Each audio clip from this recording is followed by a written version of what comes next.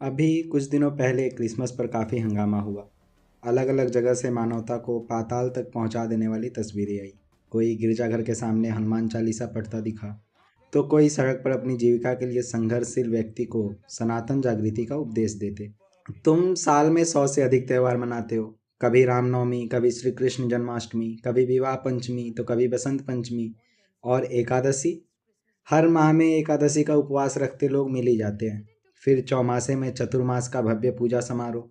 इतने त्यौहार और पूजा के बावजूद यदि साल का एक दिन तुम्हारी संस्कृति की नींव को हिला दे रहा है, तो मेरे ख्याल में ऐसी संस्कृति के नष्ट हो जाने में कोई नई बड़ी बात नहीं है।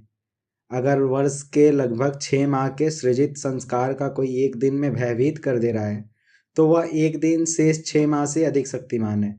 अगर तुम्हारी संस्कृति इतनी कमज़ोर है कि उसे बचाने के लिए तुम्हें उस एक दिन के लिए अतिरिक्त पूजा ज़बरदस्ती रखनी पड़ रही है, तो तुम्हारी संस्कृति उसी मृत शव के समान है जिसके प्राण प्रयाण कर चुके हैं और तुम उसके पार्थिव शरीर को बचाए जा रहे हो। तुम्हारे बच्चों का क्रिसमस मनाना ईसाइयों की देन नहीं है, बल्कि तुम्हारे संस्कारों की भूल है। और अब तुम अपने उस भूल को छुपाने के लिए एक और पाप का सहारा ले रहे हो। तुमने अगर सनातन को समझा होता तो तुम्हें पता होता, पूजा उपरांत मंदिर से जो एक स्वर में महाउद्घोष मंदिर से बाहर आता है उसका क्या अर्थ है। क्या अर्थ है, ओम सर्वे भवन्तु सुखिनः सर्व सन्तु निरामया सर्व भद्राणि पश्यन्तु माँ किंचित दुख भाग भवेत। क्या अर्थ है इन श्लोकों का।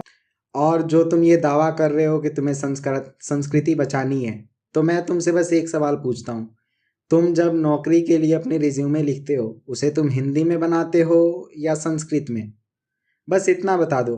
अगर कोई तुमसे प्रश्न करता है तो उसका उत्तर अंग्रेजी में देने में तुम गौरवान्वित महसूस करती हो, और फिर तुम्हें संस्कृति बचानी है। बस व्यर्थ की हिंसा फैला रहे हो तुम, और कुछ नहीं।